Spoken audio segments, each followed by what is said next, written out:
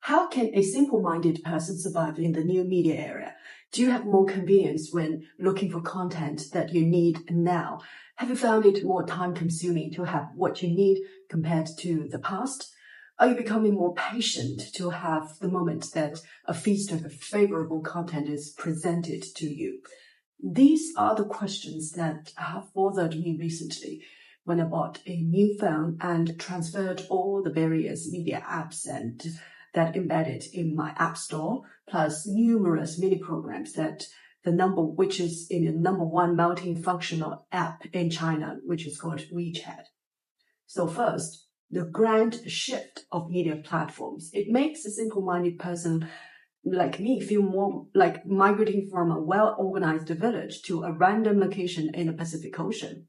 In the past, newspapers, radios, and TV channels have nurtured their focused groups. By subscription, you have somewhat recognized the category of content that you are presented. For example, you are in the UK and you are a subscriber of The Guardian.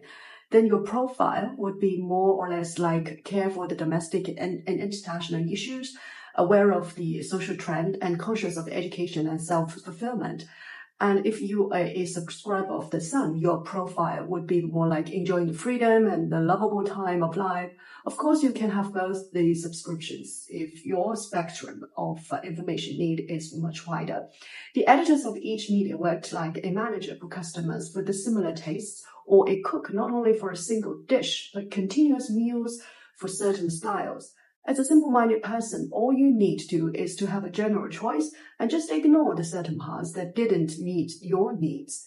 But now I'm in the giant Pacific Ocean of numerous individual media streamliners and apps and providing words, photos, video, live streaming, etc. In spite of the recommended list, you still have to make your own choice bit by bit and test if you like it or not before you put it into your own basket. And you are the one to make a combination of various platforms of content. If the traditional way is like a well-decorated house, then the current way is to do everything DIY, from a tiny nail to a plank. It's truly time and energy consuming. Second, content. As always, a human being does not only need one category of information. One could have a splendid combination on their favorable content. Such content meets the needs of one's daily life, career, study, health, relationships, hobbies, etc. Therefore, the information that even a simple-minded person needed could be a combination of politics, finance, culture, arts, education, biology, psychology. In the past, a magazine that matched your taste would largely give you such a combination. But now, the Pacific Ocean of the new media era is emphasizing on niche content domains, no matter it is from media organizations or individuals. Such niche content could hit the potential user's need more precisely and professionally, but you have to admit that each niche content is limited within the domain.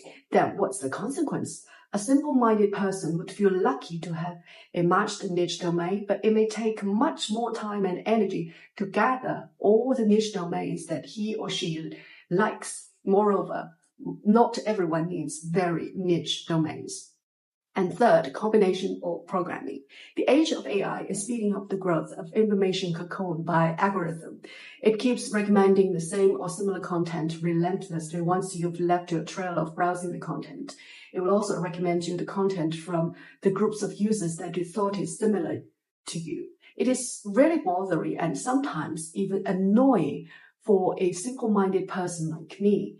The consequence is usually that you've been recommended too much the similar content while you are actually desiring to meet someone or something different and unexpectedly. For example, by visiting a bookshop or a book fair, you can roam in the world of content randomly as you are not tagged like on the cyber world.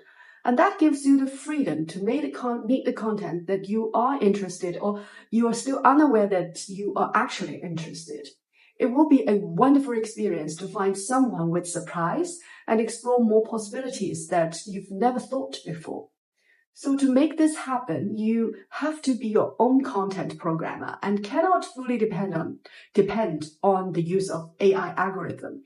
You have to trust yourself and bravely walk out of the comfort zone and fantasy illusion created by AI. So in conclusion, the era of new media is making information gathering and selection much more difficult for a simple-minded person. And you need to be more active to solve the problem and to be your own program manager. At the same time, I think the age of AI still calls the need to have a professional content programmer and editor that can really read the user's mind from the bottom of their heart as a human being.